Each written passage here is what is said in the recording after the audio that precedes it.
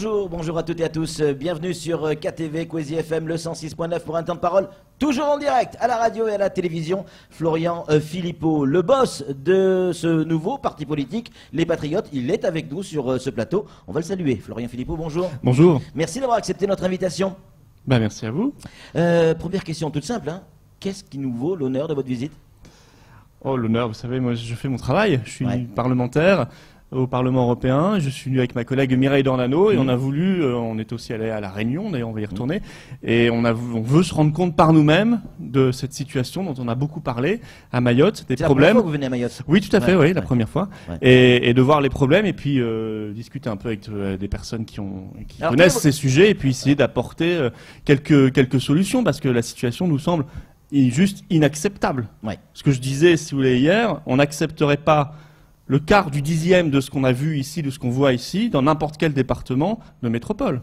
Vous auriez immédiatement le président de la République, le gouvernement, tout le monde qui se déplacerait, et ce serait le scandale national. Comment on l'explique, monsieur Philippot? Pourquoi à Mayotte, on se permet de voir, d'entendre des choses, ou de faire des choses qu'on ne verrait pas ailleurs? Je crois qu'il y a un grand désintérêt des autorités gouvernementales. Et ça, alors c'est pas tout à fait nouveau, mais ça continue sous le gouvernement Macron, où on a vu juste la ministre des Outre-mer arriver un peu tardivement. Enfin, écoutez, la situation est tellement problématique. C'est les problèmes dont on a parlé, d'immigration clandestine, d'insécurité, mais pas que. Économique aussi. Économique, 85% des gens sous le seuil de pauvreté. On voit les bangas, enfin les espèces de bidonvilles qui se développent, les problèmes de scolarisation, les problèmes dans l'hôpital, dont on a beaucoup parlé hier, et on laisse. Alors moi je pense que il est temps que la France se rende compte et redécouvre qu'elle est un pays monde, et qu'elle a une chance extraordinaire d'avoir des compatriotes sur tous les continents, tous les océans, qui pourraient, si on s'en donnait les moyens, et les moyens, à mon avis, ne sont pas considérables en termes financiers, parce qu'on parle quand même de territoires qui ne sont pas considérablement grands ni peuplés, eh bien, ça pourrait être une chance extraordinaire pour les populations françaises ici et pour le pays tout entier. Mais c'est vrai que là, vous savez, quand vous êtes à Paris, on vous parle de quoi? Quand on est en France, on vous parle en permanence de l'Union européenne, Bruxelles, Berlin, et on oublie qu'on est aussi dans l'océan Indien et dans tous les océans. Monsieur Philippot, tout le monde nous a dit la même chose, ce que vous venez de nous dire. De Mélenchon à Marine Le Pen, tout le monde nous a dit la même chose. Tous ceux qui sont venus là à votre place sur ce plateau nous ont tous dit la même chose. C'est que maintenant la vraie question, c'est quoi les solutions? Comment on peut arriver à gérer nos frontières? Comment on peut arriver à gérer la sécurité sur ces 374 km²? Il y a deux choses. Je ne sais pas si tout le monde vous a dit ce que j'ai dit sur l'Union européenne. Ça m'étonnerait quand même, parce que il y a en France beaucoup de politiquement corrects sur ce sujet-là. Moi, je pense qu'il faut en sortir tout simplement pour rentrer dans le monde. Vous voyez. Et alors, comment on gère ces frontières? Déjà, on donne les moyens nécessaires à ceux qui doivent faire le boulot. On sait qu'il y a un problème de matériel, d'effectifs humains, et ça, ils le disent, ils le redisent, et pourtant, on ne voit pas les crédits arriver. Ensuite, il faut régler à la base le problème avec les Comores. Et comment on le règle? C'est-à-dire que nous sommes quand même un pays qui est censé être membre permanent du Conseil de sécurité de l'ONU, une puissance mondiale, et on accepte, sans bouger, assez mollement, qu'un pays, les Comores, ne reconnaissent pas un vote souverain, puisque je rappelle que les Mahorais avaient voté pour rester en France, pour être en France, et qu'ils ont reproclamé récemment leur amour de la France. Et ce que j'ai aussi constaté moi hier, on voit ces drapeaux français dans les manifestations toutes récentes, et la France ne bouge pas, accepte de se laisser condamner par l'ONU, mais que l'ONU s'intéresse plutôt, je pense que ce serait bien plus utile pour les Comoriens, s'intéresse à la situation, au respect des droits de l'homme aux Comores, à la situation économique, sociale, aux droits de l'enfant aux Comores, et là je crois que ce serait infiniment plus intéressant et que l'ONU serait vraiment dans son rôle en agissant ainsi, plutôt que de faire la leçon à la France alors que les habitants ici ont voté, donc il n'y a absolument aucune entrave au droit international. Monsieur Philippot, vous préconisez la sortie de l'Europe. Pour vous, vous venez de le redire à l'instant. Or, Mayotte, aujourd'hui, il semblerait, sans l'Europe, aura du mal à trouver des crédits pour pouvoir se développer. Le développement de Mayotte passe par des grands projets, des grands travaux. Comment on pourrait arriver à financer sans l'Europe? Ah oui, le développement passe par de grandes infrastructures, un investissement massif, et l'État devrait s'investir massivement. Simplement, la petite astuce, quand on nous dit les fonds européens, on oublie de nous dire d'où vient cet argent. Et cet argent, il vient du contribuable français. Pas que. Puisque chaque année, nous donnons 21 milliards à l'Europe, et il y a une partie de cet argent, seulement 12 milliards, qui reviennent globalement à la France, dont Mayotte. Donc 12 milliards, 21 milliards, vous voyez, chaque année on perd 9 milliards, 21 moins 12. Donc en fait cet argent on pourrait le donner directement sans aucun problème, et même plus, puisque nous ferions 9 milliards d'économies par an. Et même, je vais vous dire, j'ai le sentiment qu'à force de dire fonds européens, Europe, Europe, Europe, on s'exonère un peu de nos responsabilités. Et on se dit, ah bah, on n'a qu'à pas investir, parce que de toute façon l'Europe va le faire. C'est ça, oui. l'Europe fait le boulot de l'État, de la France? Bah oui, mais elle le fait forcément moins bien parce qu'elle est ultra centralisée à Bruxelles, elle ne connaît pas les problématiques locales. Et puis en plus, elle le fait moins, puisque je viens de vous le démontrer, nous aurions plus d'argent si nous n'étions pas dans l'Union européenne. Et au-delà de ces questions financières, nous changerions de mentalité au niveau gouvernemental. On arrêterait d'être obnubilé par la Pologne, la Hongrie, etc. Bon, ça, c'est sur les pays européens, à qui on donne beaucoup d'argent au passage, beaucoup plus qu'à Mayotte. Et on redécouvrirait que le monde, ce ne sont pas les étroites frontières de 27 pays sur le continent européen. Le monde, c'est le monde. Et c'est bien plus vaste, c'est bien plus riche, c'est bien plus intéressant que simplement 27 pays du continent européen. En ce moment, il y a la diplomatie qui est aux Comores, notamment à Moroni, Monsieur Lemoine, qui est sur place, pour négocier, et c'est pas rien, négocier l'accord des Comores pour que la France, Mayotte, puisse renvoyer les ressortissants comoriens aux Comores. Il n'y a rien qui vous choque là-dessus?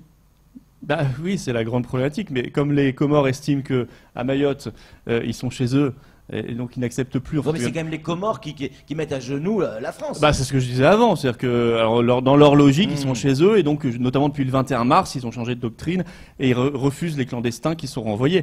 Bon, ce qui est d'ailleurs tout à fait extraordinaire de la part de ce pays, c'est qu'il accepte de voir sa population partir, et il se pose pas de questions. Enfin, si les gens partent en prenant le risque de leur vie, le risque de la vie de leurs enfants, et on sait qu'il y a des morts chaque année malheureusement. Enfin écoutez, c'est bien qu'il y a un problème dans ce pays. Et c'est pour ça que l'ONU devrait s'intéresser à la situation économique, sociale et humanitaire et politique des Comores. Mais ça, elle ne le fait pas. Et parce que la France ne fait pas pression, la France ne fait pas son rôle. Monsieur Philippot, vous avez un petit message qui vient d'arriver à l'instant de la part de Henri Madi. Alors ça vous parle peut-être pas, mais c'est le représentant du Front National à Mayotte. Et il vous dit « Bonjour, chers patriotes, bienvenue chez nous ». Quel est votre lien aujourd'hui avec le Front National et notamment le Front National ici à Mayotte? J'ai pas de... Pas de lien particulier? Non, j'ai pas de lien particulier. C'est vrai que j'avais pas eu l'occasion de venir, donc oui, bien sûr. Je pense que j'ai jamais rencontré ce monsieur. Enfin, je le salue. Mais c'est vrai que nous avons les patriotes, nous déjà des adhérents à Mayotte. Et figurez-vous d'ailleurs que de nouvelles personnes ont adhéré hier. Voilà. Bon bah écoutez, c'est bien. Est-ce qu'il va y avoir une représentation à Mayotte officielle? Mais c'est vrai que par rapport au Front National, ce que je vous ai dit sur l'Europe est clair. Oui. Malheureusement, le Front National n'a plus de doctrine sur l'Europe. Ils sont pour. Enfin, tout ça est quand même assez navrant depuis quelques mois. Et puis c'est vrai qu'on veut incarner un patriotisme très républicain, très ouvert, très crédible, très engagé. Et ça, je pense que c'est toute la force des patriotes. Il y a certains disent effectivement que à Mayotte, certains Mahorais sont très réceptifs à votre discours. Ça vient de quoi, selon vous? Ça vient d'une défaillance, parce que l'État est défaillant, ou parce que ça correspond vraiment à une manière de penser? Ah, moi, je pense qu'il y a un amour de la France énorme. Oui.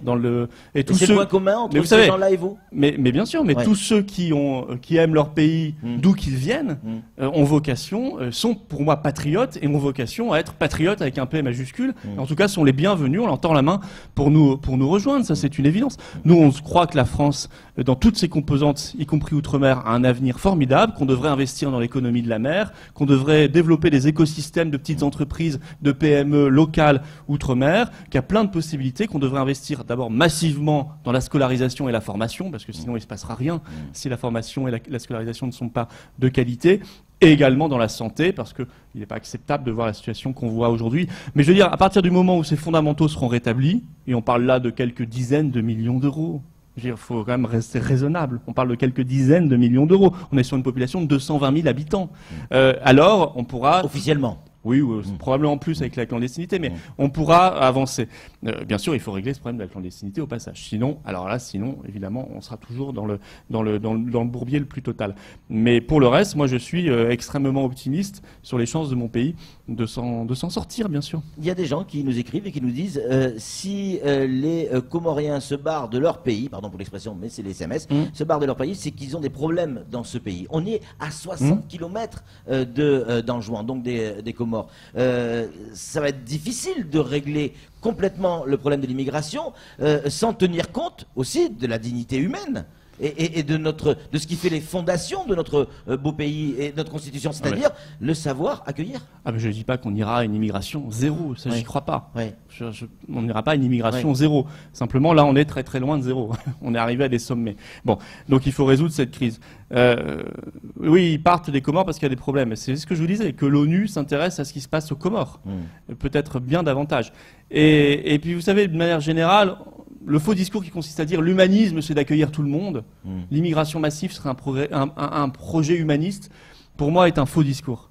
C'est pas humaniste, ce projet-là. On voit bien, il y a des gens qui prennent des risques pour leur vie, qui meurent, qui arrivent dans des conditions assez déplorables, qui ont rien, qui sont obligés de voler, qui sont obligés de violenter, qui n'ont pas d'avenir, à offrir non plus à leurs enfants, qui sont séparés parfois de leurs enfants et les enfants séparés des parents, parce que les parents sont renvoyés et les enfants restent, et ils tombent dans la violence. Bon, enfin, tout cela n'a rien d'humaniste. Ça n'a rien c'est pas conforme au projet qu'on se fait pour l'humanité. Moi, je pense que aider les populations à vivre chez elles, à se développer, à être heureuses dans leur propre pays, à développer leur propre pays, c'est beaucoup plus humaniste. Emmanuel Macron a évoqué l'idée, et ça a été repris par les médias évidemment, mais ça a été repris par d'autres partis politiques, d'autres parlementaires, l'idée de faire en sorte que l'hôpital de Mayotte, première maternité de France, peut-être même d'Europe, 10 000 naissances ou quasiment par an, 10 000 naissances par an, soit une classe par jour.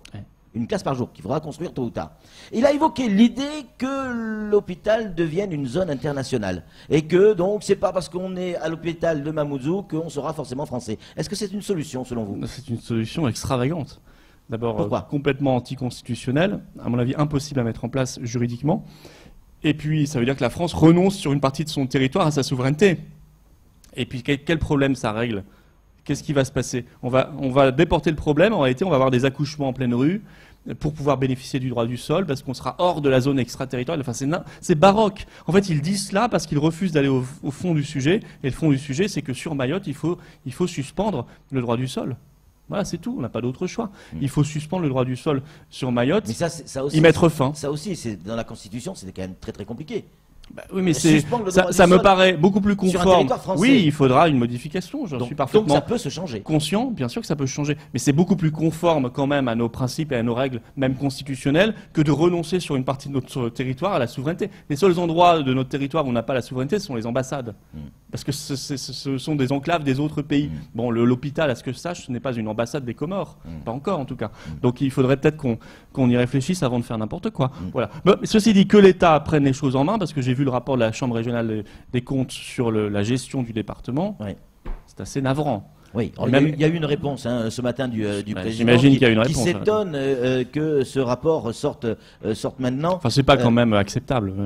Il faut quand même pas jouer avec les deniers publics de cette façon-là. Comment on peut arriver à gérer maintenant, concrètement, la sécurité. La sécurité, c'est l'un des points principaux des revendications actuelles. Comment on peut arriver à gérer? On a l'impression que tout le monde a tout essayé et que ça ne fonctionne pas. Je ne sais pas s'ils ont tous essayé. J'ai l'impression qu'on n'a pas essayé grand-chose en réalité. On tourne un peu en rond. C'est comme sur le chômage. D'ailleurs, vous savez que c'était Mitterrand qui avait dit en 92, sur le chômage, on a tout essayé. Bon, j'ai l'impression que 25 ans après, on n'a toujours pas essayé grand-chose. Mais bon, fermons la parenthèse. Sur l'insécurité, c'est quand même largement lié, pas que, mais c'est quand même largement lié à ces problèmes d'immigration clandestine, parce que vous faites venir des gens nombreux.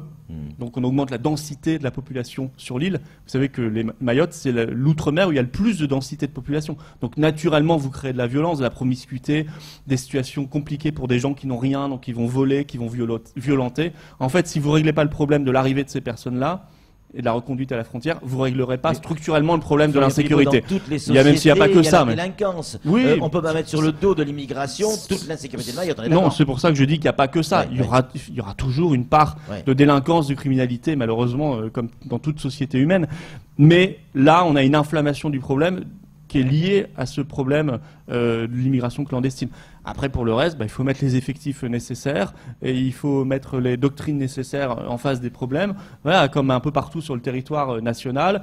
Et il faut que la préfecture soit parfaitement consciente du sujet. Je crois qu'elle l'est, normalement elle l'est. Oui. Mais est-ce qu'elle a en face les moyens humains et matériels pour répondre? À mon avis, pas vraiment.